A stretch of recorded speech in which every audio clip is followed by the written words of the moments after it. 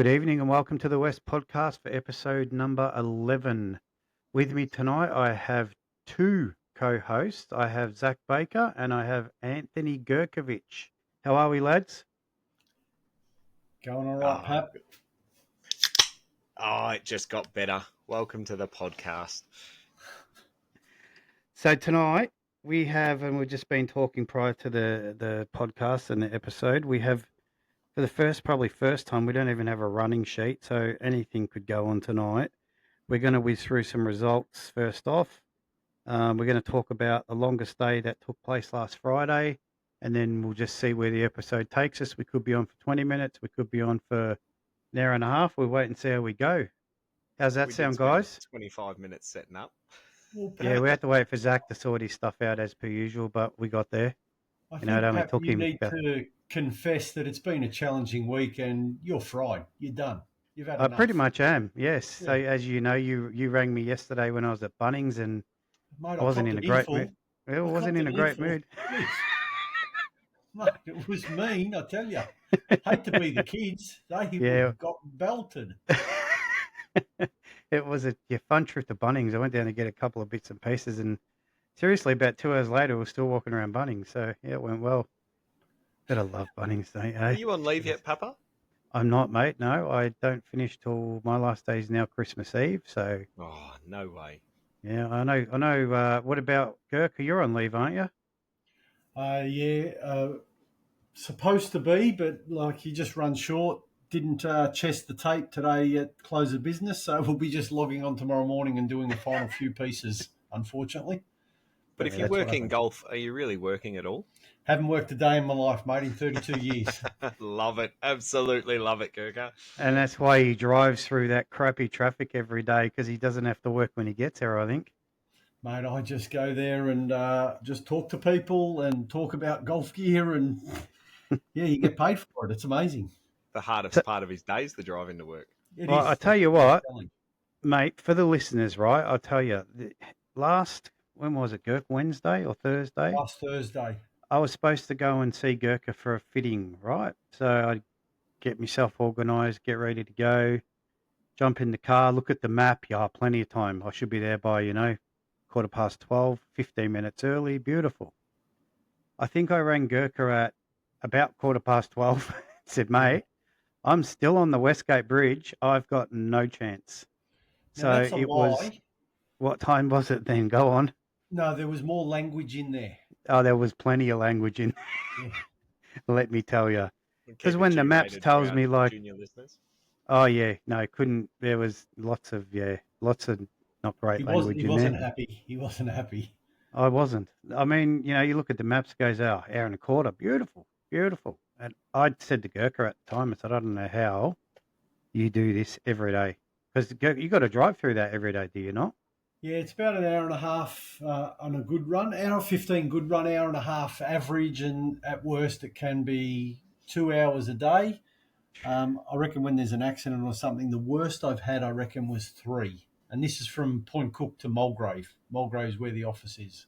Yeah. It sounds like my trip's home. 3 hours, stop into the pub. I wish. Traffic was horrible. Yeah. Careful, Lee, you might listen to this, yeah? Oh, you know what? I'm going to text her and go, hey, can you 3 minutes 50, just right about there, you need to listen to that. Don't listen to the rest of it, 3 minutes 50 in. That's the way you need to check. Right there is why she doesn't like to listen to it. She's, as much as she's a gorgeous girl, she gets a bit of stage fright knowing people talk about her or look at her. And I'm like, if more people wanted to look at me, I'd be pretty happy. But, no, she's very modest. So now we'll get her on board sooner or later. But in case you don't know, she hates golf. But I find that with you and the boys playing it, why does she hate it? I think I drive her hate for golf. Obviously, spend a lot of time down there. Whether she feels like she lost me to the golf course or whatever, and now that I've got the kids playing, she's happy to come down when the kids are there. My push for 2025, ready? And this, everyone can get behind this whenever you see her down the club. 2020, sorry, you're going to have to beep that one out. 2025, get Leah to drive. That's going to be the bumper stickers. What's Leah doing? She coming to golf? Of course she is. She's driving the cart. 2025, Leah's going to drive. So, Even Saturdays? oh, no. So Saturdays and some Sundays get to be my free time if Leah gets rostered for a weekend. So that means those are the days where you see the coach down there, 7 a.m. in the morning, 7:30 in the morning, and not leaving there until 3 o'clock when I get the phone call saying she's leaving work and I need to beat her home. So, and I don't get me wrong, I enjoy those days, but obviously, one thing I've had to battle this year doing so much coaching is that family and golf balance. So obviously, golf became a bit of work, similar to Gerca, working in golf, but it's actually, it can be pretty challenging doing all the juniors every other weekend. So they're finished now, though. On a little tangent into that, junior golf finished on Sunday. We had our Christmas breakup as well as for the men's and ladies clinics. And for those that missed the AGM, we've had over 100 juniors through the club as far as clinic sign-ups for a year, and it's the first time ever that's happened. But in the year prior, we actually doubled the highest record numbers as well. So we're doing some good stuff with juniors down at the West, and I feel honoured to be a part of the driving force for it. So I have a question on that. So out of the juniors, the how do I word my question? So the I suppose the older juniors, how many of those juniors are getting out playing in comps and things like that? So that's something I'm in discussion with Linny about. So there's a few of them as a part of doing the clinics that get to come out and play on course Yep. that really lap that up. You got other juniors like the girls' scholarship group, obviously Tia's a part of, that they Yep. come out. The big push is to get them getting their handicaps and playing the odd club comp and even experiencing some of the interclub stuff that the scholarship offers. And then we've got probably about another half a dozen or more. So let's say in the last clinic group, there was 37 kids. Out of those, there'd probably be maybe a dozen that are actually out playing on course now, and another 6 that I've given a big push to mums and dads for to try and get them there. Yep. Because you got to treat my golf, it's almost like Auskick. We help with the basic, the fundamentals of golf to get them out on course. And as the kids get older, as you saw with the scholarship girls throughout this year, they've gone from those really basic fundamental skills to having a little bit more fun with shots, getting a bit more creative, getting the kids to use their imagination and really start to unlock their potential. Like, I actually think all the girls have started playing in competition. I think Harper's coming down, hitting to handicap. I think she bogeyed the 4th the other day. I was having a chat off the red tees, I think. Yep. So it's big push to get those junior golfers out on course, and I guess parents obviously have to drive it a little bit too. But yeah, I would say we've got at least a dozen from clinics out there playing in rounds. Yep. And hopefully probably about another 4 or 5 of them this year that are ready to go from these clinics to on course and actually playing in pennant. And I've spoken with Digger about them and getting them out there. So watch this space over summer. They submit some cards, playing some comps, and we'll have a little flurry of kids. Probably have some reserves in the pennant side this year. No, it's good. It's good. The 9-hole for Sundays is good. Even the Friday 9-hole for them as well.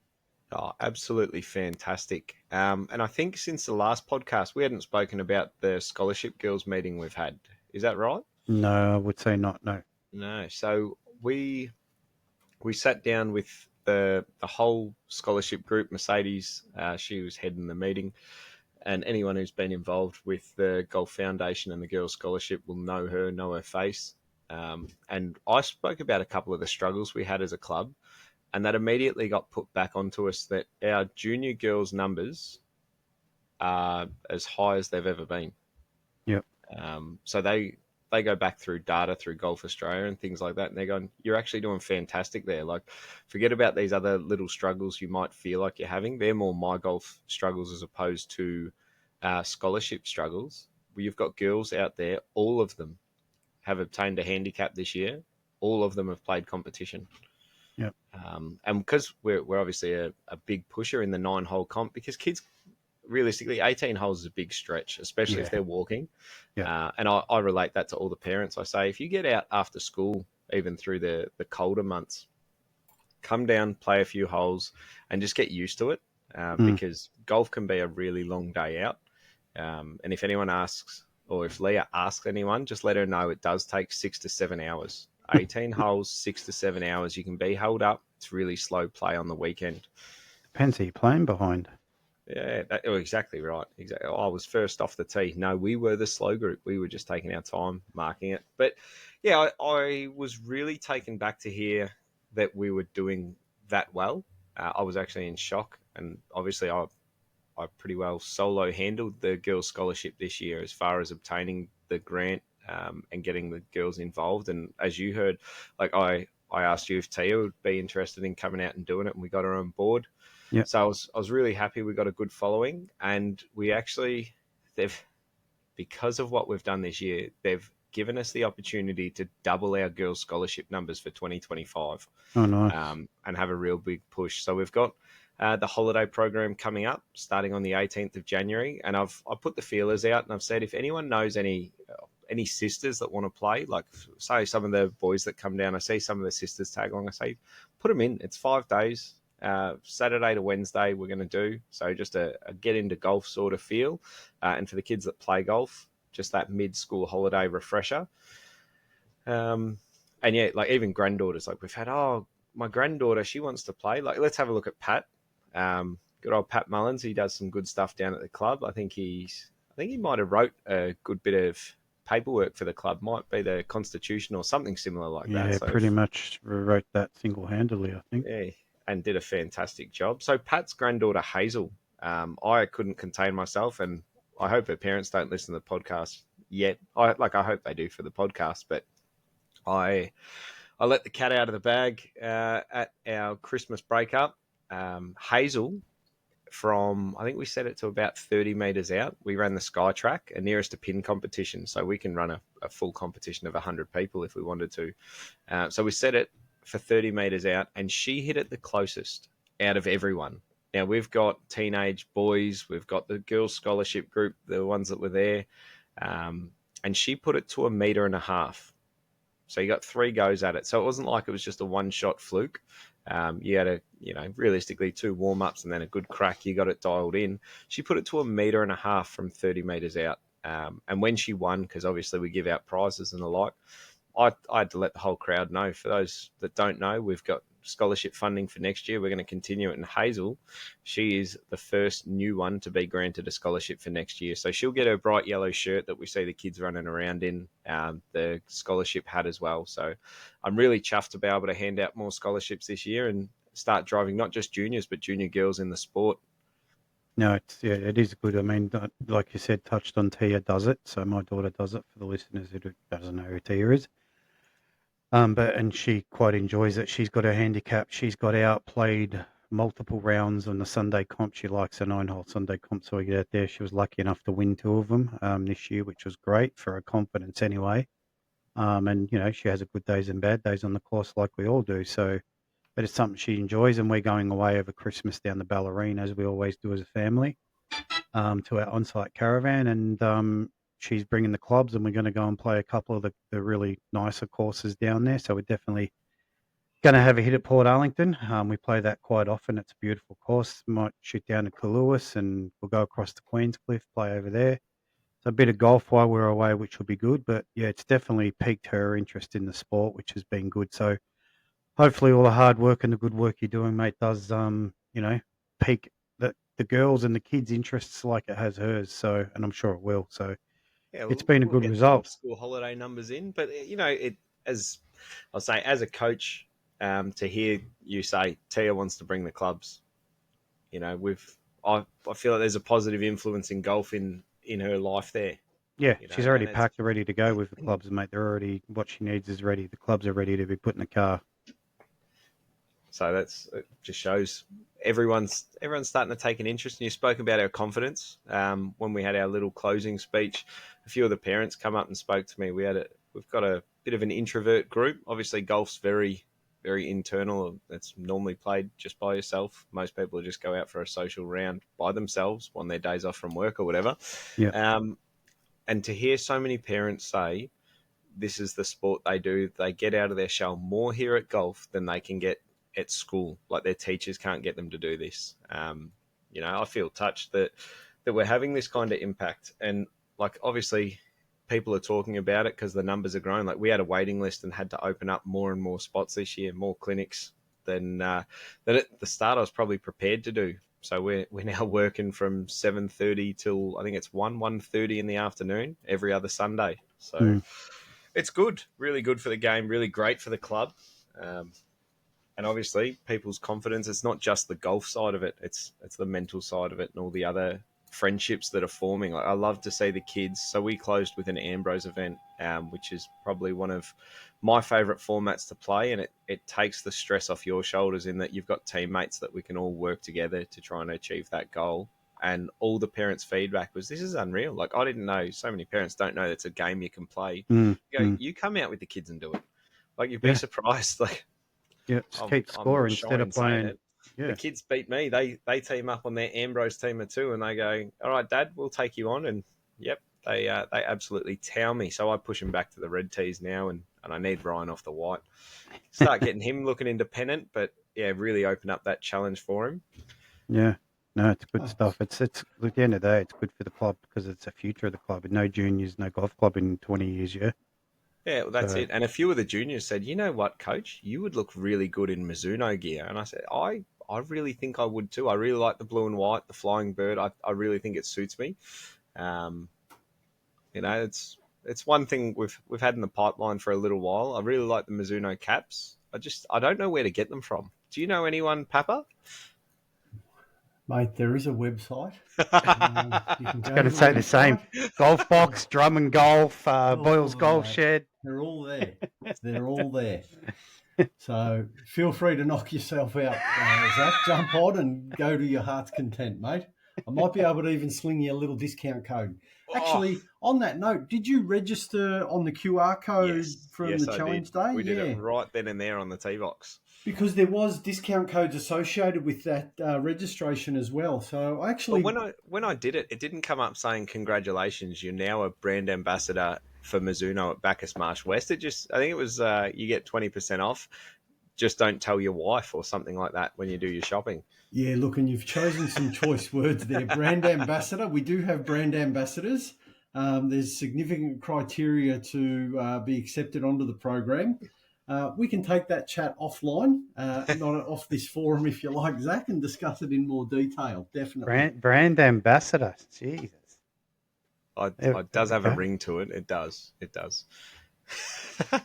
But I actually wanted to touch on something. Obviously, Mizuno got really heavily involved in the challenge day, and we spoke about it in the intro about the longest day. I know it sounded like we're just big noting what we're doing with juniors at the club, but the longest day it probably didn't have the drive that the challenge day did. And Linny, our great treasurer, and we had a chat because of what sort of day the challenge day was. We weren't going to publicise that we were hosting it. And obviously that was discussed at a committee meeting well in advance that we were going to host the longest day, but we didn't want to detract away from it.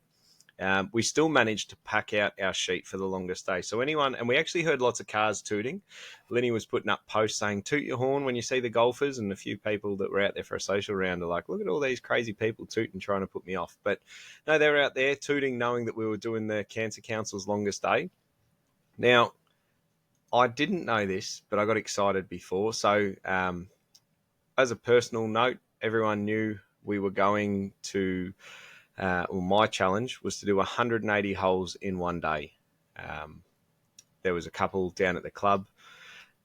Gareth, on the night before, he was trying to calculate what time I'd get back in, and I'd said to him, "I will get back in before 6 o'clock, roughly, if I've timed this right." And he put $100 on the line for the Cancer Council. It wasn't just to me. To say that I wouldn't get in before 8 o'clock. And not that I'm a gambling man, but for Cancer Council, I said, you know what?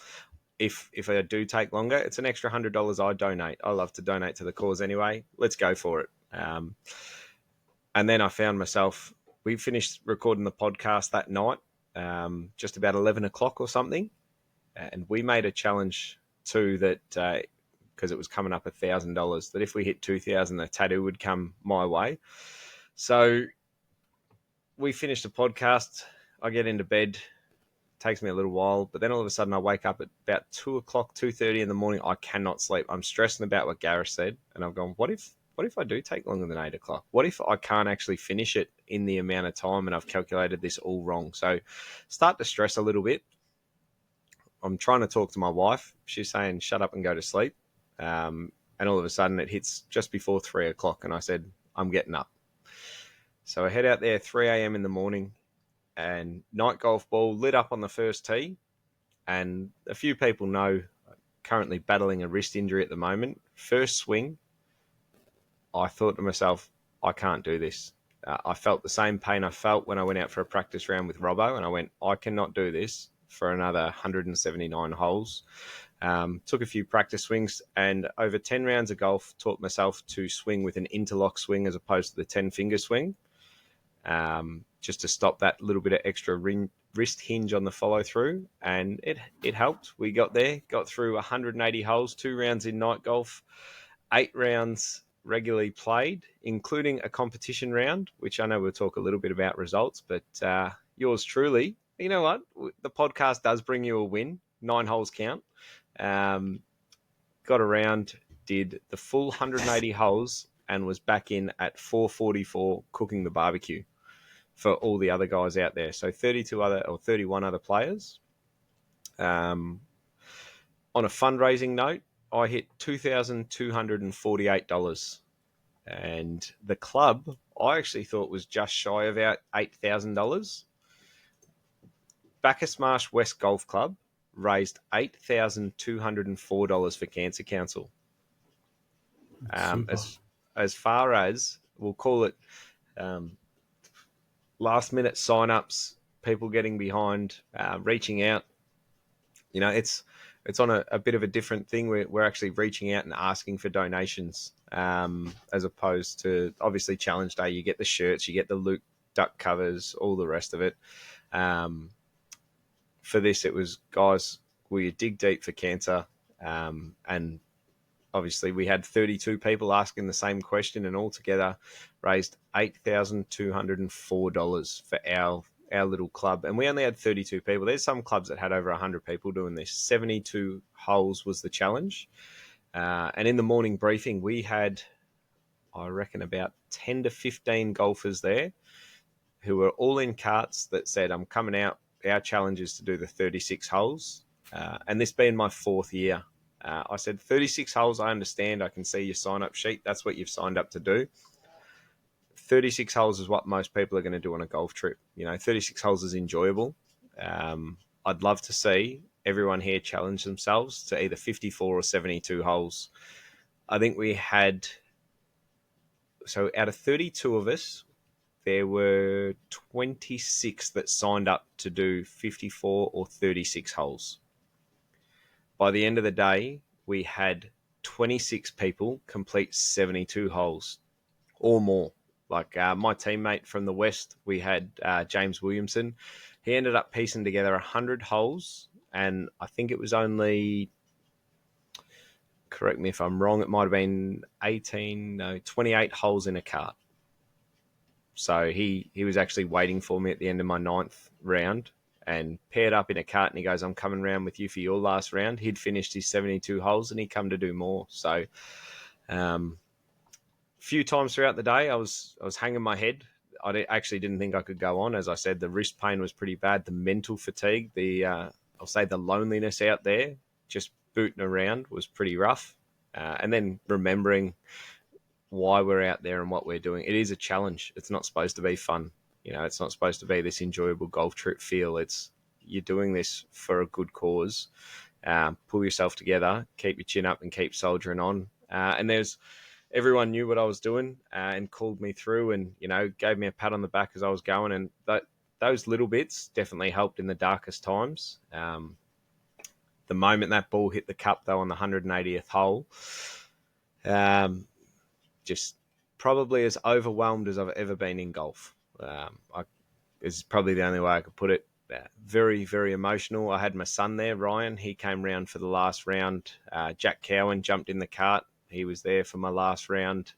And obviously James was there. And, the hugs that were shared and that moment is probably the highlight of my golf. And obviously, like I said, after my darkest time playing. So, um, great cause, great funds raised, and 180 holes actually got our club and myself on the Cancer Council's radar. I've had phone calls and emails with regards to them wanting to share the story, that 180 holes is possible in one day, and um, a little bit about my auntie got brought into it. A little bit of family history and other friends and family, like one of my good mates and previous A grade champion, or A grade net champion, I think, with handicap. Stephen Smart, his mum's been through the same. He'd recently lost his uncle, and you think about how many people cancer affects as far as like a mind map sort of thing, and you go, it touches you in more ways than you'd think when you really look through your friends and family. So yeah, I'm pretty chuffed. I'll hang my head high for another year, and we'll be back again next year. And I'm pretty sure the club. I know I'm not on the committee this year, but I'm pretty sure we'll be able to drive the committee to bring that back for another day next year. And anyone else who's keen, 72 holes is the goal, and hopefully next year fit and healthy. I said I'll be walking it with Jimmy again, or anyone else who wants to come walk. And the challenge will be half that many holes. So we'll try and do the 5 rounds. I know I still 72 holes. I think we can do it with ease. I'd like to do the 5 rounds on foot and really push to raise a bit, even more. Like, let's set the bar next year pretty high. Let's go 10 grand for the whole club. I really think we can do it. I mean, at the end of the day, when you sit and think how much in the last, let's say, month and a half, the members, the visitors, the everybody that golf club, everyone at the golf clubs has managed to raise for leukemia, cancer, really good causes. You're staring down the barrel of 24 grand in a month and a half raised for fantastic causes. So, And um, 24,000 this close to Christmas too. Like, as a it's a lot of family money. man, I can Yeah. understand people's pockets. They aren't deep this time of year, and that's another thing. Like, I get people say, "Listen, this is what I've got for the fortnight," or something like that. And I actually had people giving me cash out on the course, and I was showing them, "I'll put your donation straight online." And you really get moved by that. Like I say, it's a hard time of year, and yeah, the members have already donated close to 25,000 at this time of the year. So I personally appreciate it. I'm sure Cancer Council, Challenge Day, all appreciate what we've done as a little club out in Western Victoria. Yeah, absolutely. I mean, great effort by you, the team, everyone who put the hard yards in to raise that type of funds. And I'm pretty sure there was also a caveat on if you raised over 2 grand, you had to get a tattoo. Did you not? Yes, yes. So So when's that? So I actually bumped into Mr. Humphrey, Adam. I brought him up on the last podcast. He's done my leg before, and I absolutely admire the work he does. And I coached his little boy Miller, who's in his basketball get up, and I said, okay, we need to get him off the basketball court and back out on the golf course. And he seemed pretty chuffed that I wanted him back out there. So hopefully we get him back. But yeah, I've reached out and I've said, let's get this done. He'll end up drawing something up. He goes, at this time of year, obviously, people's pockets, a lot of people back out of tattoos at this time. Yeah. And I said, I'm ready to go. You tell me any day. But I've sent him through the logo and I said, anything you can do to really golfify this, but just to make sure that the logo is the real big standpoint. I don't want it to just be let's call it just a golf tattoo. It was all done for a cause, and I'm going to continue to do it. As and my father-in-law, he goes, if you're going to raise money, of course you got to do it playing golf. And I think that's what everyone knows it as now. I Yeah. had a look at every single. So for those that don't know, 2 days ago, I just got really old, 34 years old, and I looked at all my birthday presents, and I mean all of them, even down to the card my wife got me. Everything was golf. It's almost like everyone goes, easy to buy for him. Let's get him. My father-in-law came. He had the tailor-made stripe balls that I use and then a nice pair of shorts, golf shorts, of course. My wife bought me 4 shirts, bit of Ron Chopper. I was a bit Oh, excited. I like a yeah, bit of Ron. yeah.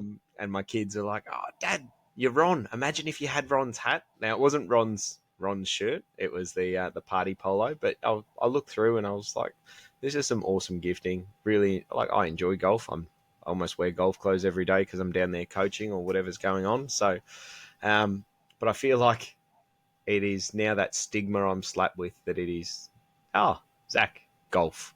Like, that's, Not a bad thing. it's not a bad thing. It definitely makes gifting easy. Yeah, that's it. You know what and this year, touch wood, I haven't got one. But they tend to come almost every year, whether it be from workmates or it could be from one of the kids at coaching. You get the typical desk golf pen set with the little golf clubs and the driver and the putter. I'm looking at it right now. It's on my desk. I have 3 of them on my desk right now. 3.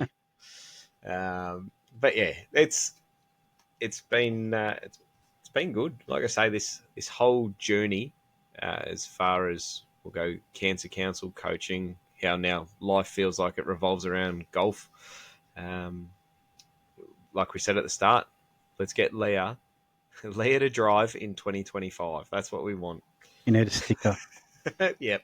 And then everyone in the club just starts driving around. She parks down at Coles and it's on the back of someone's bumper. It's like, oh no. You got to get the stickers made. We'll put it in the podcast description every episode in 25. And you got to put the podcast logo on the sticker, yeah? Oh yeah. Well, and you know what? One thing that kind of curbed her a little bit this year, and obviously Gerca's as heavy an industry as you can be, but for her to be present, like, because we go to the tennis, we go to the Australian Open, but when I took her to live golf this year, she enjoyed golf. She enjoyed the atmosphere, and so many people slap live golf with this stigma about it's, it might have destroyed the traditional game. It's done what T20 did for cricket. It's brought a newer generation of people that might not have looked into cricket and wanted to watch it into the game. And for my wife to sit there and want to go, and she's coming, for anyone else who's going, we are less than 2 months away. And what better Valentine's Day gift for your wife than a ticket to live golf? There are still tickets My wife available. would love that. You know what? I know you say it like that. I tell you what. Hang on. I could imagine my wife's face if she opened up a Valentine's card with 2 tickets to live golf inside of To be fair, you'd already be at live golf if you open the card. But now we're taking the Woods and Collins family up. So we're going up to live golf this year, and we shared all year, and I really can't say a bad thing about it. As a spectator at live golf, it was a fantastic time. The players have so much time for the kids. The viewing is fantastic. There's so many viewing spots here, there, and everywhere. Like, to be honest, even the food wasn't crazy expensive there. So, and parking, my God. You will not know you are at one of the biggest golf events in Australia when you go to park and you're parking less than a block away at opening time. Like, you think about park, and I go to the F1s with the wife and kids. You catch public transport in because you can't park anywhere remotely close to Albert Park. No chance. And I understand, we're talking F1s and golf, but, live golf pushed over close to 100,000 people there to one little golf course, and not little, but it's, we'll say, to a golf event. And each day we parked in the same street, less than a kilometre from the course. So I've got a question for both of you then on live golf then, because Gerca's obviously involved in the industry quite heavily, like you said, but do you think they're missing the mark by not moving it state to state each year in Australia? We'll let Gerca go first. I think the challenge that they face from a live golf aspect is trying to get courses that want to host the events, and then the course to be accommodating enough in size and space, like Zach's saying about parking, etc., to have all the logistical aspects of running an event go on. I know that before they chose Grange, they did look up in Queensland, Hmm. and I don't know that anyone in New South Wales was entertained or offered up their services to assist Liv. Is it So I think because too though, Gerka, that they're worried about, I suppose, a backlash from DP World Tour, PGA, all the other tours, that if they host an event, they might get overlooked for any other further events in the future? Look, to be brutally honest, from inside the industry, there is a big divide amongst Liv and the PGA governing bodies in each country, to Yep. state the obvious. And Mm. I think there's no bigger endorsement or shining light than that than this year when Ripper GC took out the team's title in the playoff. And I think the next day there was a social media post on Insta from the PGA of Australia congratulating the Australian team. They didn't mention Live Golf. They didn't mention Ripper. They didn't mention anything like that. I think they Yeah, may have called pretty out the players average. individually, Yeah, but they didn't significant, or the PGA of Australia didn't lower their colours in their eyes to call out or compliment Live Golf, because that could be seen as supporting it in some capacity. So yeah. therefore, it was just well done on the Australian team winning the golf event. So do we think, and I know, Zach, you've got to answer that same question, but do we think that we're getting closer to seeing them like unite across this? Because, we talk about Live, PGA, don't get along, whatever the case may be, DP World Tour. But then you look at the event that happened, I don't know, was it 24, 48 hours ago with Bryson, Brooks, Rory, and Scotty. world number one Scotty? Are we getting closer to resolving this, or do you think it's just going to continually drag on? Because, I mean, I'm with you, Zach. I think at the end of the day, I like the live format because you can turn it on. You can see just about every player within a matter of 4 hours that you probably want to see. If you're at the golf, I've not been, but I would assume that would be the case as well. But There's on room in TV, my you carry-on see. if you want to come, Pappa. But you want to see it on, if you watch it on YouTube or whatever, you watch it on their app, whatever you tune into, and sometimes Seven have it as well. You can watch and see just about every play you want to. You can sit and watch the PGA or DP World Tour for 10 hours and not see one shot of any player you wanted to see. Yeah. So I think So as a viewer, you sit there and go, this is much better because, I mean, I love Ian Poulter. I always have. I mean, his Ryder Cup is just phenomenal. He's when he played Ryder Cup, but I've loved him for 20 years. The way he goes about it, his attitude, just his persona for me, right? And when he went to live, I'll be honest, I was disappointed. I'm like, oh, there goes Ryder Cup. Not that he had many left in him, probably didn't, but he could have been a captain of Ryder Cup. And when you exclude someone like Ian Poulter from association with the Ryder Cup, I think, and I'll use the words, I think is pretty piss poor myself, and it ruins the game of golf. So yeah, I don't. I know there's money involved. I know there's egos. I know there's everything else. But at the end of the day, it's about the game, not about anything else, right? What the fans want to see. If they've got a successful format, good luck to them. Happy days for them. But it doesn't make people turn off the DP, the PGA, or I still watch it. I mean, I'm sure some people probably go, I'm not watching it because it's crap, whatever. But at the end of the day, I mean, Tiger and Rory have got their indoor thing coming up, which I saw a small clip of online the other day. Tiger hitting some CGL, balls in this. Yeah, I think it's the called Golf that. League. yeah, Golf TSG or League. something like that. Yeah, Yeah. Yeah, and I saw that the other day. Tiger was hitting some, and it looked fantastic. And I'm like, oh, I'm looking forward to watching a bit of this because it's for the fans. It's for the people that want to watch it, right? Yes, that's their job. Yes, they make money. But I can tell you now, it hasn't hurt PGA prize pools. If anything, it's helped those guys. They should be oh, thanking definitely. Live. Going, thanks, guys, for getting millions of dollars in your pocket because it's put more in ours. And I think So that's right. Why probably the one person I can't stand is Rory McIlroy when he was coming out saying everything about Live. Just keep your fat hole shut, mate. Don't worry about it. Play your golf and enjoy Pappas, your get own off the golf. fence. You're coming Oh, in mate, hard, mate. I am Express. because at the end of the day, right, the dude had an option to go.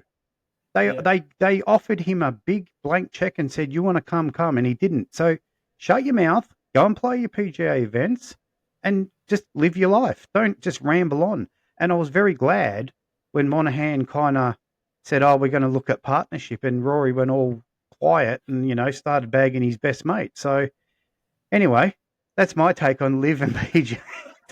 So Zach, I you want to there? take you back. So Rory obviously is a big one, and a lot of PGA players are. They really believe in the tradition of the game, and now there's obviously talk about Adam Scott in talks because I think it was Matt Jones hasn't renewed for Ripper. And of course, with Lucas Herbert being as clutch as he was, it's hard for him not to. But even at the Oz Open, where was Matt Jones? But so let's talk about tradition, and that feeds right into your first question about let's overlook other states for it. Traditions start from repeating what you've done in the past. So I think by sticking with the Grange, spectators from around the world know it. Aussies, we know how to travel to South Australia. We can go there. We can watch it. It's not, for those that don't know, it's not in the heart of Adelaide. It's actually really accessible though too. Yeah, but for us, right? Sorry to cut you off, but for So us in you want it in Victoria, Victoria. yes.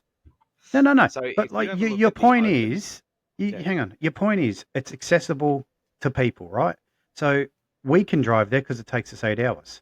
But if I'm coming from Brisbane, it ain't taking me 8 hours. If I'm coming from Sydney, it ain't taking me. I'd love it to be in Victoria. Yeah, you're right. But it's not a massive hike for us to come from Vic to SA, go watch the golf, come back. For other states, it is. Like Perth, you'd never do it, but right? that's it. Unless you're Imagine if catching it a was flight. held in Perth, then you've got more hurdles to jump again. But Oh, I think absolutely. I'm probably more focused just on the repetition now to build that tradition where they go, we're back to the Grange in Australia, or Yeah, back. but you don't have the tradition in like I agree with what you're saying, but if you look at for mine, second biggest because the biggest for me is Masters in Yep. America. But for me, you look at the Open, right? That goes around all different courses. Doesn't take Yeah, I any gloss understand. off it Yeah. just because we're not at the same course every year, right? I just But think when the personally, Open I just think returns they're to St missing it. Andrews, like that's Oh, it's when the huge. Open gets Yeah. really hyped up. That's when they go, Oh, back here. 100%. Yeah. I mean, look at the one Cam Smith won that, what was that, 150th Open? Yeah, I mean, exactly it's right. massive, absolutely massive, agree. But, they go Carnoustie, they go all over the place. So, I get what you're saying, but I just sit and think, well, I just think they're missing a big chunk of the market and a big thing that they could, they've got a lot of fans, but they potentially could have a hell of a lot more in Australia if they moved it around, is my view anyway.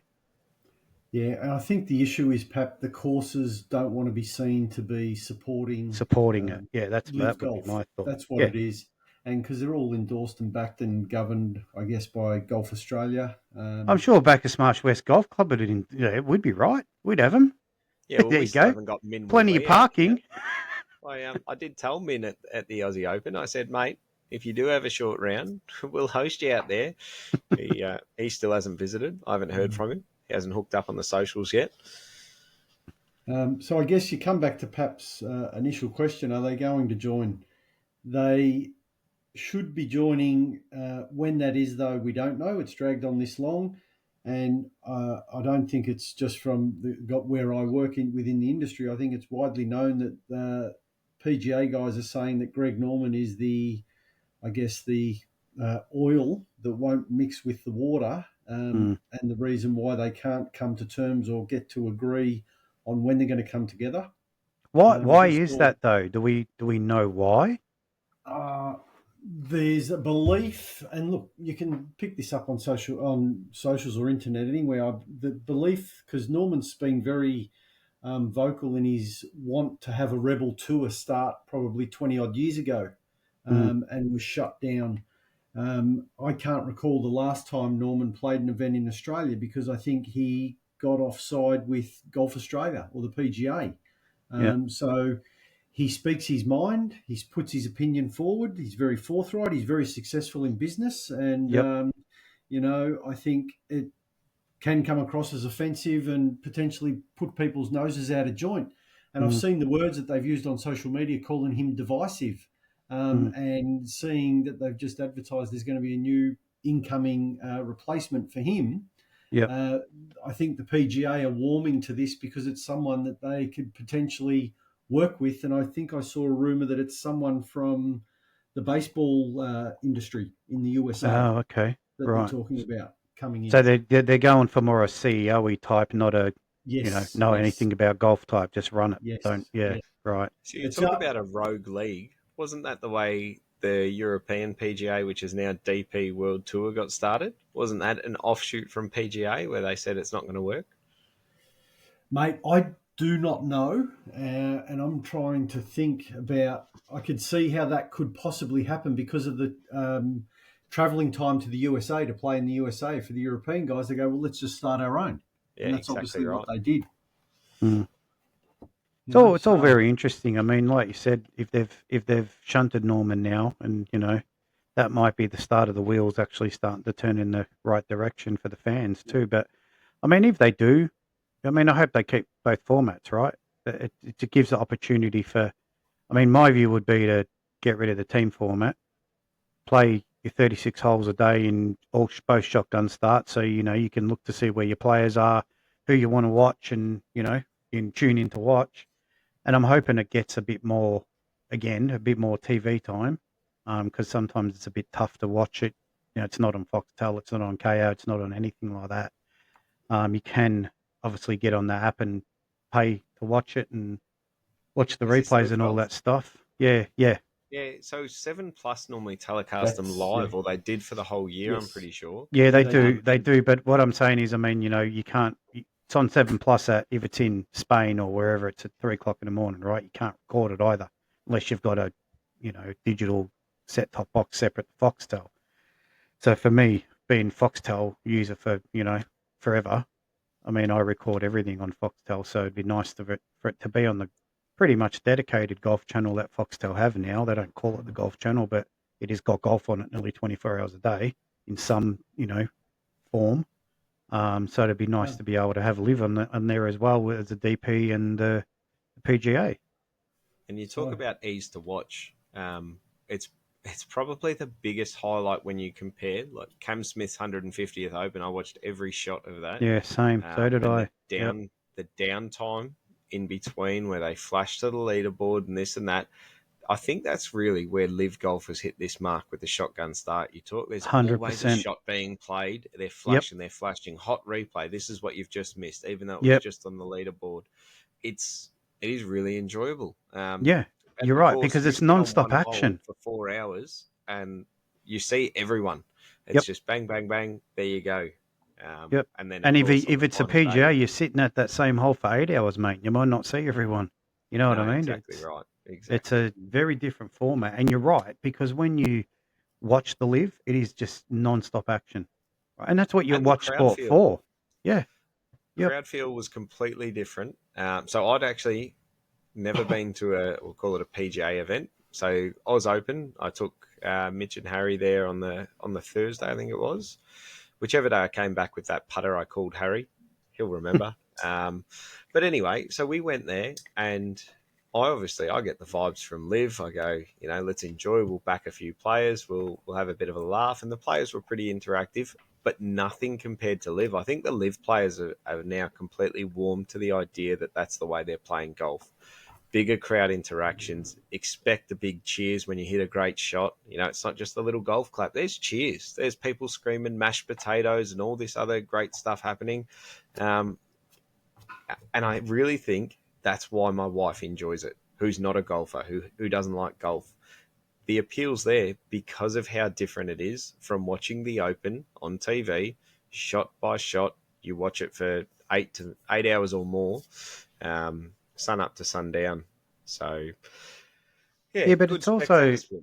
yeah, and I mean you probably nailed it for me as well. I mean, you watch Live, right, and you see stuff on Facebook or social media or whatever, then you watch it on TV, and they start to talk about the lead up to the tournament, and they have that 30 minutes before the shotgun start, and they show the footage of the players signing hats and signing golf balls and giving out stuff and whatever else. And that's no exaggeration. They do it. No, They actually do it for longer. yeah, but if you watch in the PGA, it is done, but not to that level, right? You ever seen And Rory? especially All those exactly snippets of right. I him was ignoring people in the about crowd. to say exactly the same thing, right? Well, And I you're missing always high sit five. there, yeah, but I always sit there and watch, right? And I think if I was privileged enough to be in their position, like a Rory, right? He walks past and ignores kids, adults, everyone, right? Who idolise the ground he's walking on. Exactly right. Now, how can somebody do that, right? And you watch these guys from Live; they'll spend an hour signing autographs for kids, whereas Rory's too busy to get back and do whatever he's doing, right? I mean, you're in a privileged position. Take 10 minutes out of your day to make the kid's life, that's gonna make his year when you sign that hat that he's handing to you. You've not given it to him. All you're doing is putting your name on it. Take the time to do it. And I think that's why Live have, like you've touched on, have got the following they've got because the players appreciate that the people are coming out to watch them because it's a startup tour, right? So they know, they have in the back of their minds, they sit there and go, if these people don't come, we ain't going to get this 4 mil a year in our pockets from wherever they get it from. It's just plain simple fact. And I think that's the difference for me. And that's why I've kind of swayed to Live. I still watch the other formats. I actually quite enjoy the DP World Tour. Is that because the Live players are now able to branch onto it and you actually get to watch a full field as opposed Yeah, to segregated? absolutely. Absolutely. And it was, look, even at the start, I still watch the Live. I do like the DP. Um, and I think it's because for me, they're real golfers, right? They're not these superstars. They're out there battling away, and there's nearly every week a different winner in the DP World Tour. No one dominates it. Look when his name escapes me. Richard, is it Bland? Bland went to Yeah, Live. I mean, he hadn't won on a tour for I don't know ever. 25 years. Exactly, and then he's been out there busting his backside. Now he was never going to win on the PGA Tour, but he was able to win on the DP. I mean, the guy was in tears, and that's just good news story, right? So to be able to watch a tour where you're not watching Scotty Scheffler, Rory McIlroy, and whoever else it may be in the top three every single week, good on them. They're great golfers, right? I'm not knocking them. But at the end of the day, the fans don't want to see that same repetitive stuff every single time, right? So, and that's where Live and DP for me are the ones I enjoy more to watch. I'm going to move off of the Rory bashing podcast that this is now known as. Sure, why not? I'd love to continue. I could go for another hour on it, mate. No problem. Yeah, no, we gathered that, Pap. And look, it's just a nice segue to lead in when you talk about DP World Tour and USPGA and stuff like that. And I'll share a piece of intel that I was privy to today in chatting to our guy in New Zealand. And you mentioned Richard Bland, which made me think of it. The New Zealand representative for ourselves was talking about one of the guys that we look after over there who just went over to the Champions Tour Q School, so for the Seniors Tour. Yep. And he obviously he lives in New Zealand. He's a New Zealander. He's a golf pro. Played there for years and years. And obviously in New Zealand it's quite windy, so his golf bag or his clubs are set up to play in the wind conditions. He came back, made it through first stage, didn't go that well in second stage, and he's back home. So he's done and dusted. But he was chatting to our representative, and he shared his observation that he wasn't aware of because he's really only been playing golf around New Zealand in recent times, got over to the USA, and after practice rounds or rounds of golf realised my bag is not set up to play golf in the USA. The course where they were playing the Q School at, I do not know where it was, but they talk about USA's target golf versus the rolling, running hard Scottish or English links style golf courses where you're keeping it low and hitting it low. And not that New Zealand is like Europe, but it's a version of with the strong winds, etc. So he said, I need different clubs in my bag when I go and play at these different types of courses. But it just opened his eyes up. And this guy's been playing for 50 years. Oh, well, that's actually wrong. He's been playing for probably 35 years as a golf pro and only realised that this year that, hey, I should be looking at things differently because I couldn't play this golf course with the clubs that I had in my bag. Now, just from the back seat here, Gerca, is that saying he's using longer irons expecting run up, whereas he could have played a shorter iron to play that higher shot in? Or he didn't have, excuse me, he's got like driving irons and things like that, where he should be using like a hybrid style Yeah, get club. that higher. Correct, get the higher launch with a steeper descending angle so the ball sits more instead of running through the back of the green for approach shots. I was chatting to Pap today, and he was talking about his challenges in his golf bag, etc., and his fairway woods, and wants to get into this and that. And so I was just chatting through driving irons and hybrids and all of that You stuff. say he's got trouble in his bag? Didn't he just go round 3 over the card? I had the pleasure of being in talk a match talk play. about I had about last Saturday. Okay, so Pap and I decided to peg it up on Saturday, and without actually saying it to each other, it became who could have the highest score on each hole. And It was terrible. It was horrendous, and I'm not embarrassed to say that I reckon I would have had 90, and I think Pat might have been 89 or 90 as well. Pretty much. You can hear much. the laughter and the giggle and the humour in the delivery of this because it was just disbelief. It's like, really? Yep. Are you serious? Like, come on. It's just one of those days. Nothing was going right for either of us. And we just look at, and Pap actually said to me at one point, he goes, mate, nothing's working. I said, mate, you don't need to tell me. It was some of the worst It was golf. a battle of ugly on Saturday. It was. A battle It was of ugly. terrible. So not so much a battle of ugly, but let's just say that's golf. Correct. It is. We touch on a little bit of results. I wouldn't mind diving in a little bit, using that as a little segue. So we hyped up my boy Josh Grieve. Went and saw him tonight, who came out and had a hit on Wednesday, and he said it was just one of those bad days of golf. So we're talking about Josh Grieve, the one who shot out 45, not quite Pappa's 47. And you and him both in the same boat. So you've gone out. Do you remember what you shot on Saturday there, Pappa? It'd be, I don't, but I reckon probably 90, 91, something like that. He ran about 89, 90, 91. Point-wise? I'm going to say 28 or 9. Yeah, there you go. So Josh went out 27, and we had a chat about it tonight. And it is sometimes, and he's got a really strong mental game. Obviously, you guys do too. And I love to hear it. When you have a bad day, put it in the back of your mind, have a laugh about it, move on. You know, we're not doing this for a living, and I love hearing people go, you know what, it's just a crap day of golf. We have great days that we sit there and spend 7 hours at the clubhouse, because that's how long it takes to play around a golf, Leah.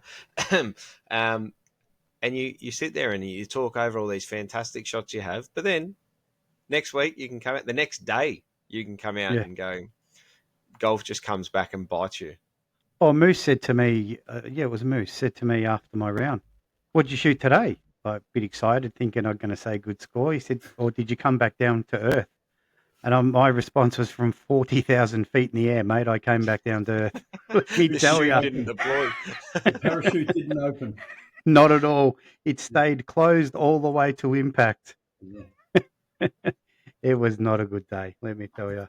So but you're right. I Saturday, mean, oh, that's all right. Keep going. Yeah, but you're right. You know, if I myself, I go to escape the real world on a Saturday, get work done. I don't have to worry about work. I can go and have a hit. If I play good, bonus. If I don't, who cares? I'm out playing hit the golf with some mates and having a bit of a laugh. And I mean, I watched Gerca on Saturday, and Gerca's day was done by probably the third or fourth hole. And it's the same, right? You're out there. You got to be thankful that you're able to get out there, play the game you love, and just enjoy it. It's no use getting upset about it. Let's touch on those charities we're supporting. You're out there. Exactly right, mate. You're out there. You're doing the social thing. Yep. There are some of us out there that aren't lucky enough, or that, you know, that might have passed because of the things we're supporting now. Yep. Let's not take it for granted and enjoy these days. Exactly right. And just on that, I mean, and I mentioned it, I think last podcast or the podcast before, with, you know, what you've been doing and what the club's done for the Cancer Foundation, Leukemia Challenge, everything else. And I touched on my father-in-law, right? He loves to play golf, gets out there and plays golf, but he went through a horrendous period with cancer treatment. He couldn't get out there, right? So I sit here and go, well, I'm going golf today. He's at home in pain and agony from his cancer treatment. You got to think about things like that too, right? And we are the lucky ones that can get out there. So if you're having a bad day, you're having a bad day. Your day could be a lot worse. No, I agree. Definitely agree. So I'm just going to bring in just a couple of results. But, do you want me to read the first one out though? You know, the Friday night comp where we had a Friday. podcast winner. What? Somebody on the Yes, podcast won? it's only taken him 11 episodes to get Oi, anywhere near the oi, top. oi, oi. Come on now. Come on now. Mate, we talk about the field. If you're not hitting 40 points, you're not winning. And let's be honest, it wasn't a 20.9 hole No, either. I was about to say that. So we had our comp after the longest day. So pretty big effort, this, right? So I'm going to go from 3 to 1. So third, this is the 13th, Friday the 13th. The third position was Matty Collins, playing off 10, 18 points. So well done, Matty.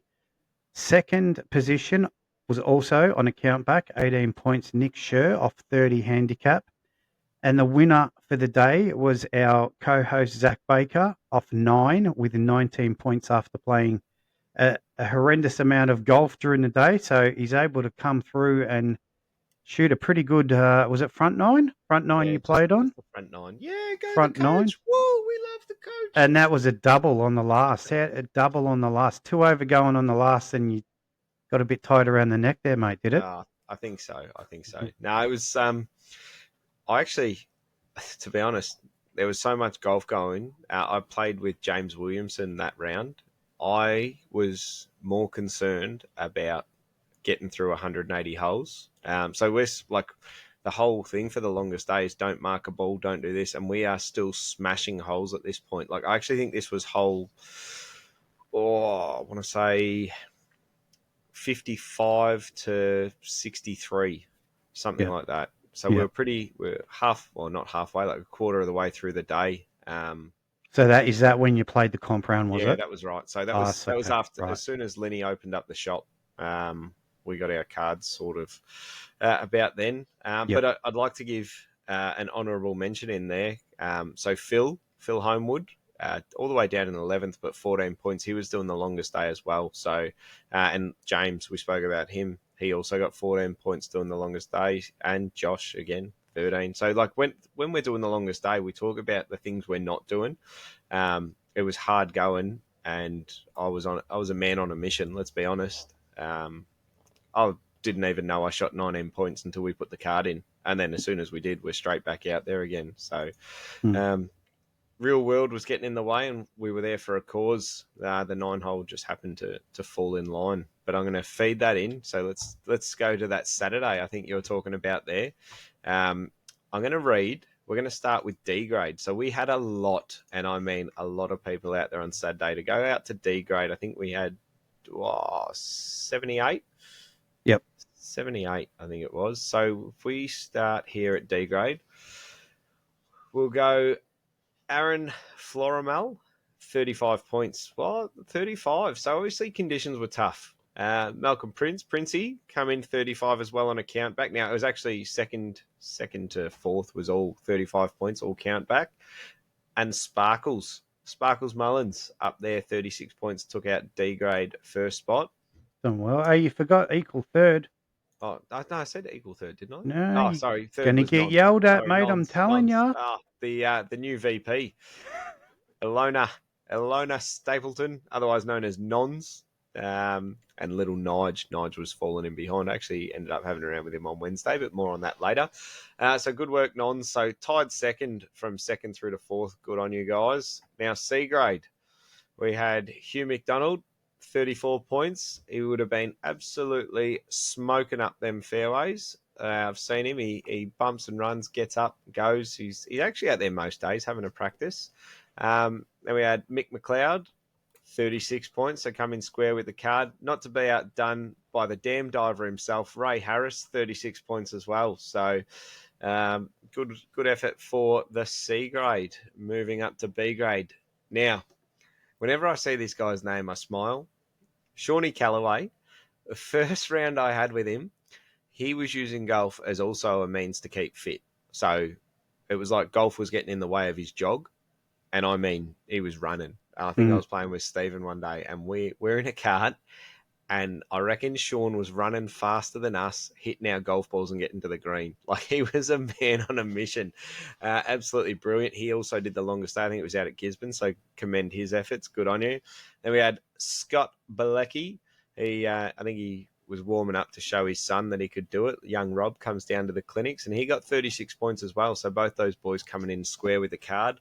And then if it's not one Benici, it's another Benici. And there is Frank up there, 38 points. I think he's the first one we've mentioned so far to come in under the card. So good on you, Frankie. Now, A grade. I love seeing the A graders up there. We know the variance in the rounds can be very little. So we had Josh Coy hitting off 8, coming 37, so 1 under the card. Shane Inglis, if he listens to the podcast, we're going to try and recruit his daughter to come in as a part of the scholarship, because I reckon she's going to be a better golfer than him, and he is a very handy golfer. I reckon he ends up taking out a few magpies on the Wednesdays when he's out and about. And junior golfer Mitchell Wells took out first place and took out the whole comp, 38 points. So he did that hitting off 6. Good on him. And it's really, like, you have a look at his card, 1 birdie for the round. It was just really consistent golf. Mm-hmm. It was very consistent. That's because Pappa and I kept him so level-headed. Oh, so he was in your group, was he? Yeah, we chaperoned him around the course. We got Wellesley over the line, and we also pushed Nons there too to get on the podium. Yep. Like, see what we sacrificed? We threw ourselves on the sword. Good on you guys. Hey, I tell you what though. We must make mention of Mr. Wells's, Shane Wells's back 9 though. He shot 2 over on the back 9, and he was a little bit angry on the front 9 at stages. Safe to say, Gerc, you reckon, with his putting? Well, yeah. Look, I can't specifically remember the front 9. I was having my own challenges and deep in despair on what was going on. But what I do recall, Pap, is the 11th. Yes. Now, I don't know if you recall the 11th. I do. Wellesley laced one in there to probably about, Mitch. Yeah, no. Wellesley laced one in there to about 4 feet and was all up and about and, oh, mate, look out, I've got it. There's no one else there. And then Mitch steps up and hits it just inside Wellesley. So Wellesley's gone a bit beetroot in the face, bit angry. We get up on the green. I think my ball was in my pocket. Pap's just got a steam of speech bubbles above his head. Wellesley decides to roll it in for 3. He's going, get on that, son. Have a look at this. Wow. And Mitch is like, oh, okay. And I couldn't help myself. I said, geez, you wouldn't want to hit the edge there from above the hole, Mitch. You know, it could be off the green. Well, he's absolutely died it in the centre of the cup to his father's dismay. And I thought it was going to be on the green. It was like, geez, they were ferocious. Mitch was winding up Wellesley, and Wellesley's just storming off the green. Let's get going. So Wellesley did have another birdie on the back 9 as well. On he had 3. 16. Yeah, 16. He birdied 11. Yeah, 11, 15, and 17.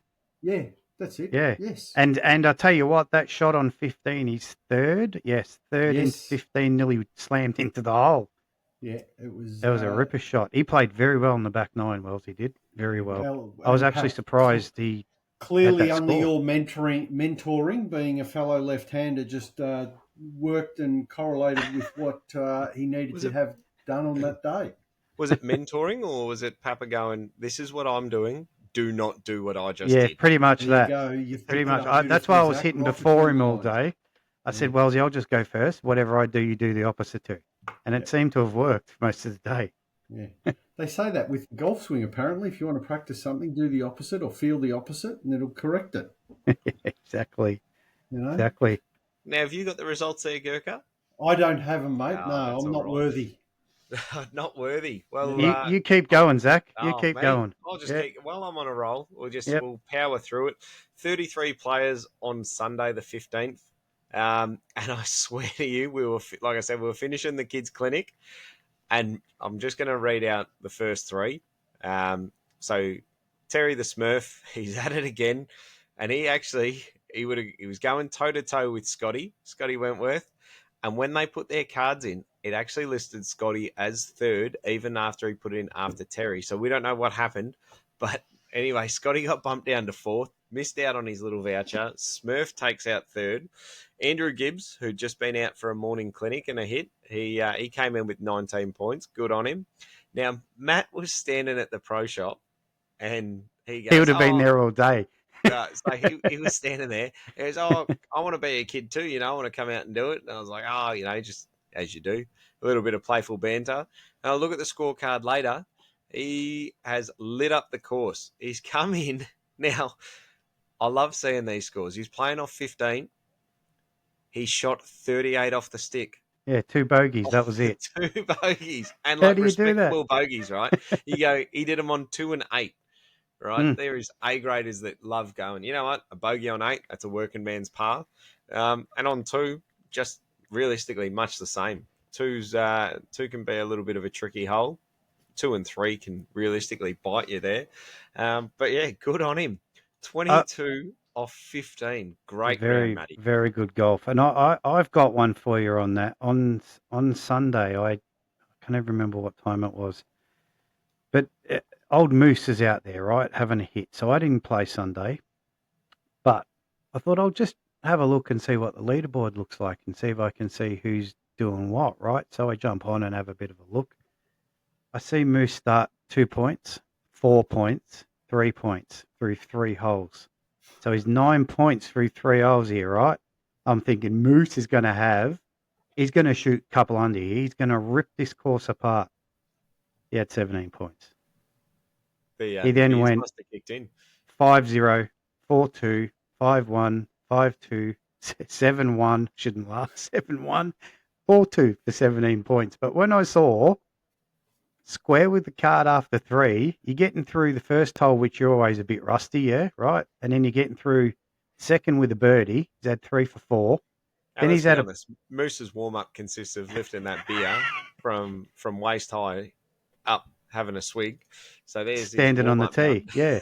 And then he's had 4-3 going down the third. I'm like, he's on. He's going to have a ripper here. So, of course, I'm watching with interest, only to be disappointed with 17 points. Well, clearly, so when I see him, I have to ask what happened. Fatigued, Pap. He fatigued. He must have 3 holes. Yeah. He didn't prepare correctly on Saturday by sitting out. Probably still recovering from Friday. Yeah. Yeah, probably still recovering from Friday. I'd agree with that. Did bring himself undone there. Yeah, yes, that could have been anything, right? All right. Now I'll jump into it. I love seeing the ladies. They posted up a My Score on my birthday, 17th of December, 9 holes. They played the back 9. Now I'm going to read from 5th up because 5th to 3rd was on countback, 17 points, and Susan Soulsby, Vivian Gibbs, and Cheryl Johnson, all friends of the clinic, and Coach Baker come in 17 points. So good effort. Not to be outdone also by clinic attender D. She shot square through the card. Now Ruth, she said, ladies, step back, hold my vino. I reckon I can one up that. Come in 19 points. And she would have left. So I think she's birdied the 10th hole too, by the way. So she cut off the line to a 4-pointer. Didn't quite do a moose. I think she had 1 wipe in there. And that's much more skilled than Moose, though. A little bit more skilled, a little bit more experienced, maybe. But she had, and the ladies do it all the time. The juniors do it all the time. Like they can just piece together, go, oh, I can have a wipe and still shoot 19, 20 points. It happens all the time. So good on you, Ruth, and good on you, all the ladies. So good to see you all out there. And last but not least, did you want to speak about Wednesday, Pappa? No, go for it, mate. You're on a roll. I'm happy. Oh, these guys in the back, they're like, let's just let him reel it all off. Wednesday comp, just gone. Fantastic out there. Conditions were sublime. It was their Christmas breakup for those that hung around. And I believe, don't quote me on this, but after the post the other week, this is the most golfers we have ever seen on a Wednesday. Yeah, 52. 52. We talk about member bases getting up towards 300. So we're talking more than a sixth of our member base come and played on Wednesday.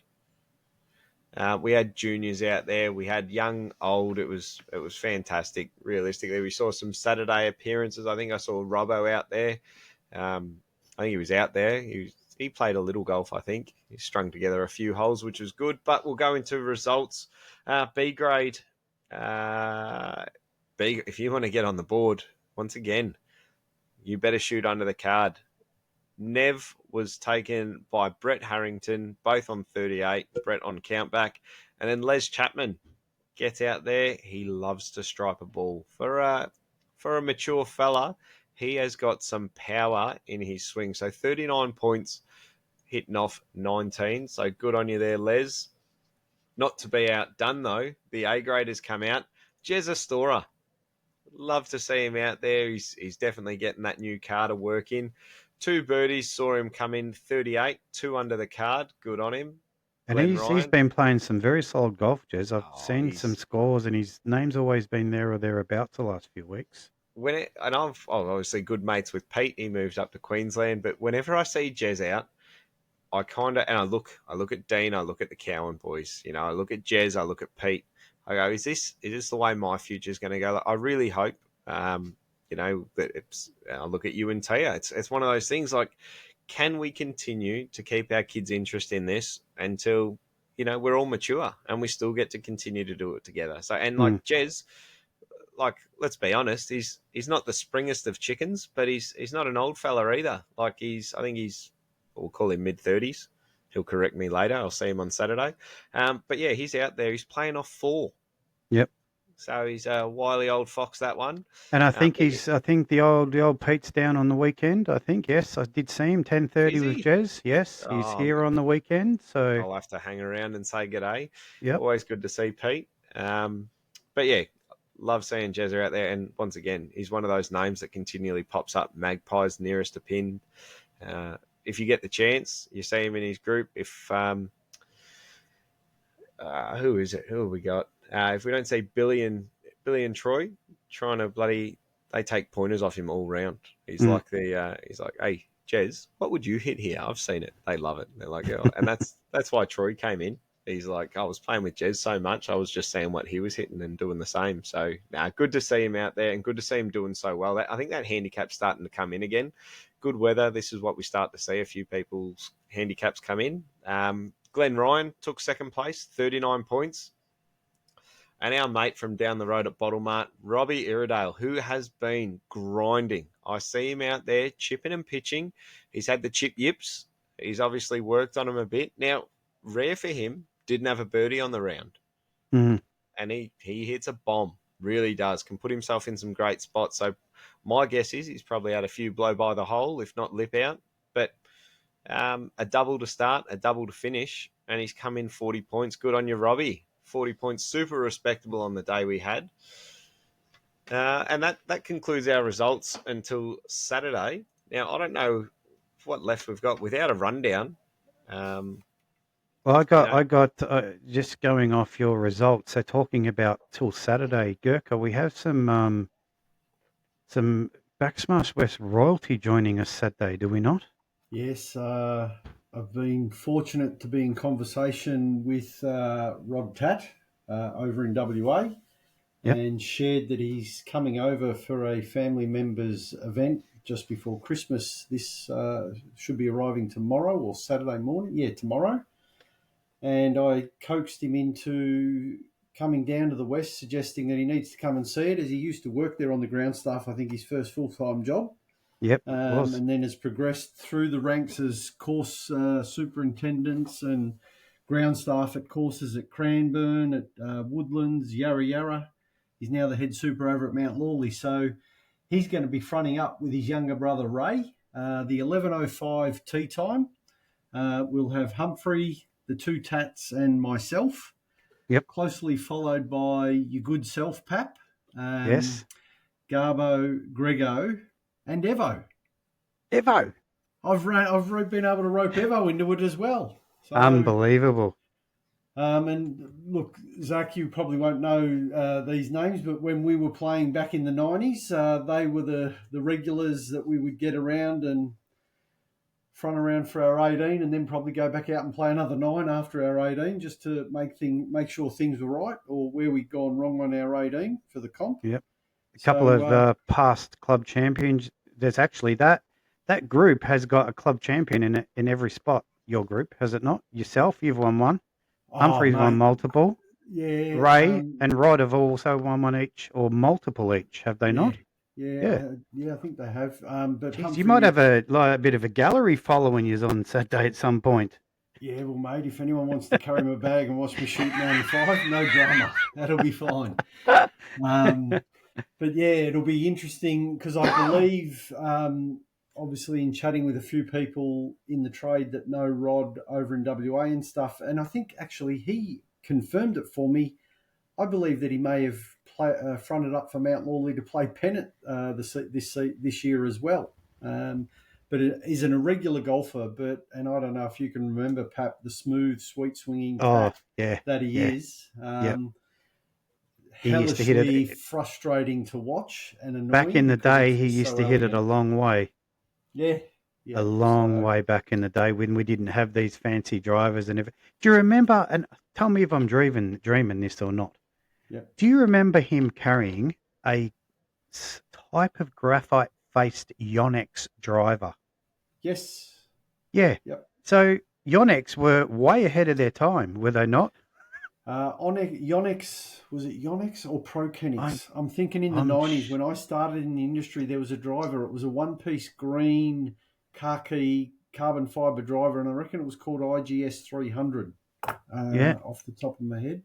I thought it was a Yonex brand, like a tennis racket brand. I might Yeah, be no, wrong, it but was. No, you're I right. recall It him was. using it, and he used to hit that thing miles. Yeah, he did. Absolutely miles in the day. But yeah, there was some carbon fibers. It was a Yonex, I'm sure it was. Yeah. Green one. Yep. And I vividly remember one club champs, the last round. I don't know if you remember this, but there was me, you, and both the Tap boys were going up 13, and it was pouring rain all day. And I'm pretty sure it was Ray got upset, and I'm pretty sure all the rest of the whole up 13. I'm pretty sure it was 13. Yeah, it was 13. Ray got upset and Rod just giggled the whole way up 13. Pouring rain, club championships, and they were going pretty much head to head, I think. Might have been them two, Humphrey and Sarge. But we played in that final group. Look, and it was funny. You're referencing the 13 and Rod giggling. Yes. Any time that I'm in Rod's presence, he's giggling. That's all he does. And that's not because of me. He just finds everything entertaining and humorous that he just giggles. So no doubt that'll be getting a fair workout, and I'll be letting that be known very early on as well. Yeah. No, look, it'd be good to. I look forward to seeing him, saying hello. I haven't seen him for long time now, 30 plus years. Just as a bit of a forewarning, Pap, due to physical appearance these days, any chance of long sleeves and long pants, just so that they don't go running the other way? Don't get a bit scared. No, they'll be right. They'll be right. It's going to be too hot Saturday to be wearing stuff like that. Okay, right. Way too hot. It'd be good to catch up with Evo as well, Andrew Evans. I'd be haven't seen the boy for a while as well, so get out there and have a hit. Does anyone ever see you, Pappa, in anything other than short sleeves and shorts? No, never. Never. I don't own pants, mate. Mate, hey, Zach, here we go. Let's go back to the 90s, Pap. Here we go. Who thought that he was David Iwasaki Smith with the Bridgestone white staff bag and the checkered plaid pants, mate? Hey, I used to love him. Running around. He was a legend. Yeah, I did. And what was my nickname back in those days? What did Humphrey used to call me? Can you remember? I don't think I can use the one that I know of for this platform. No.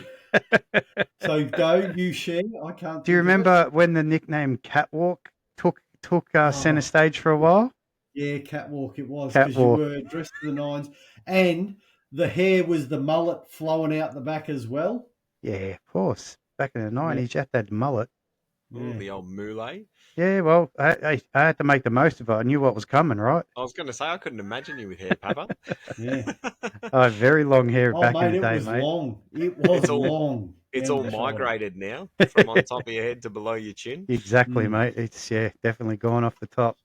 So yes, Saturday we'll have the tats out there, and I guess that's the flagship. And then was chatting to Evo and said that he should come over and he should see the course, and people are joining from other clubs, and it's all voluntary, etc. And he was in a bit of disbelief, so he's Yeah, cleared his calendar to come over. So beautiful. No, look, I'm um, very much looking forward to seeing all three of them. So no, it'll it'll be be a good entertaining. day.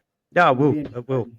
And look, It for will. those that aren't familiar with Grant Sterling, known as Humphrey, back in the 90s, when we were younger and not, I guess, working as long as what we have been now, Humphrey was very renowned for betting a dollar, dollar, dollar, dollar on the front, dollar on the back, and a dollar overall. Yeah. And because of his heritage in being Scottish, that still gets a run today when you front up. And I think if I went to my most recent text message from Humphrey, he's listed it in there, dollar, dollar, dollar, knowing that the tats were coming. So, mate, I'll be shooting 95 at best because I'm just going to be laughing my head off at these idiots on Saturday. It will be Yeah. entertaining. Well, that's it. And again, we go back to, don't take it too seriously. Like Zach said No. earlier on, we go out and have a bit of a laugh and catching up with some people we haven't seen, well, I haven't seen for a very long time. So very much looking forward to Saturday. Yeah, Good maybe fun. consider some sleeves and pants, Pap, just for Yeah. safety. I'll have a think about it, but don't hold your breath, mate. Yeah, Don't hold your okay. breath. So, Now, I'm looking at the length of time here on the podcast, Pap, and what I'm concerned where are about we at? is Yeah, that we're the at. analytics are going to take an absolute dive because no one will listen to this long. I think we might have to skip over the past ones for now. But if anyone's Yeah. listened this long, I think we should hit them with a joke.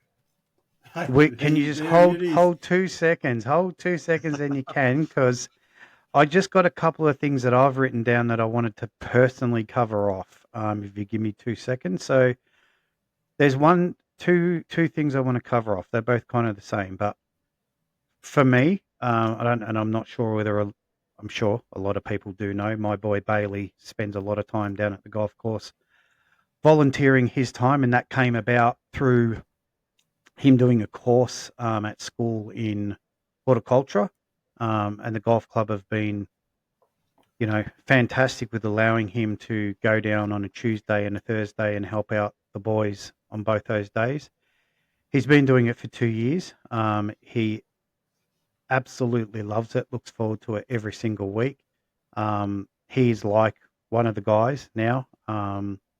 He sits there and gives as good as he gets and probably wins most of the battles.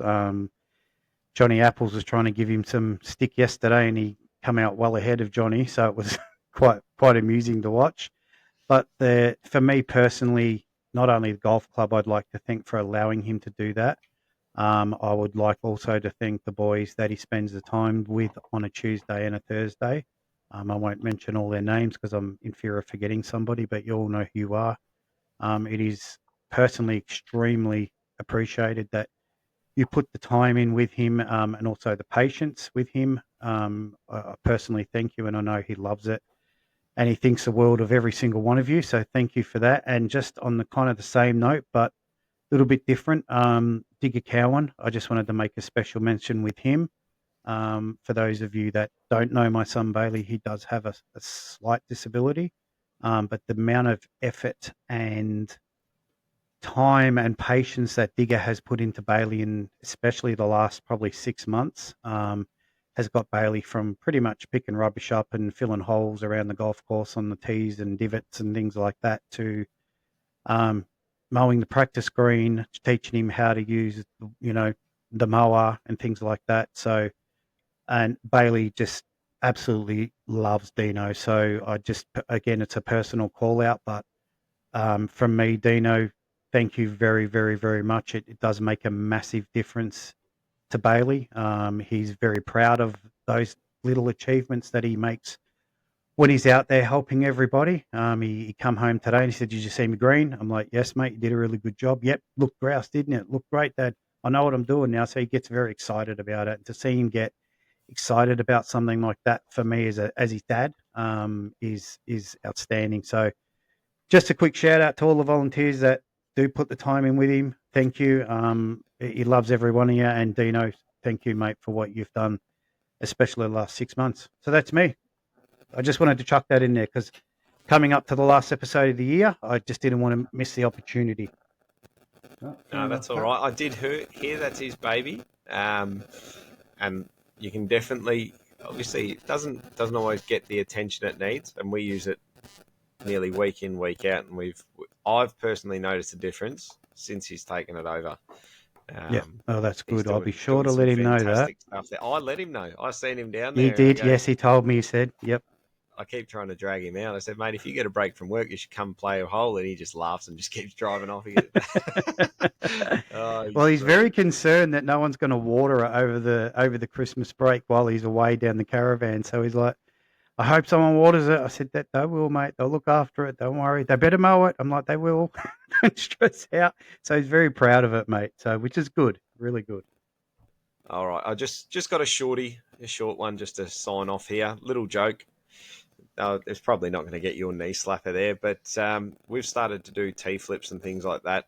And they're obviously catching on between tea and coins and the like. But last week, one of my mates, Stephen, he obviously gets a shout out every now and again on the podcast. He is religiously there early, always practicing, always warms up, really values it. And for some reason this day, he was 20 minutes late to tee off, not to warm up, 20 minutes late to tee off. And he gets there. And I go, "Mate, why are you so late? Like, we're supposed to tee off." And those that don't know, we call him an altar boy. I only just found out he was Catholic, the things you find out on your friends when your kids have got to get baptized. And he goes, "Well, I had to toss a coin to see if I should go to church or play golf." And I was like, "Well, I don't think it's church day anyway, but sure, but that still doesn't explain why you're so late." He had to toss it 150 times. I can't find play golf. I can't find the cricket sound. Ouch, Pappa. Very, very ouch. And on that bombshell, personal note, once again, signing off for the clinics for 2024. We're back school holiday program. You got kids or grandkids that want to get involved, bring them down. Shoot me a message on Facebook or a call. My phone number's everywhere. Happy to take them all on and hopefully teach them to love the game. But happy golfing to everyone out there at the West, and I'll see everyone out there Saturday. Yeah, good work on the junior, Zach. Well done, mate, on getting that engagement. I appreciate that, Gerca. Yeah. All right, boys. So that we'll sign off because we're at 1:31. But before we do, I'm out for podcasts for the next few weeks. Probably won't have one till the new year now. I will show the boys how to use the software, and hopefully they can navigate through probably an 8-minute episode between them. But you can look forward to that. So that shouldn't hurt the analytics because it won't be very long, I wouldn't have thought. Well, Pappa, if you're not involved, I'll only go one way, mate. Yeah, I know. Which way that is. It's up. Your words, not mine. Yeah, exactly. No, but look, obviously Christmas coming up, so Merry Christmas to all the listeners, all the members, all the golfers at the West. Please enjoy the time with your family, enjoy a special time of the year, but I think the most important thing is just be safe when you're out in the roads. Be very careful. What's your surroundings, all the rest of it, so we can all come back next year and play lots of golf together. So, boys, thank you for jumping on tonight. I appreciate you both jumping on, and we'll do all this again next year. Rory McIlroy's ecstatic that he was. You were on. I'm going to tag him. I'm tagging him in the description. Oh, do it. Why not? Why not? Right. Happy golfing, everyone. Thanks, Gerca. Thanks, Pappa. Thanks, boys. Guys. Cheers. Bye, mate. Bye. Enjoy.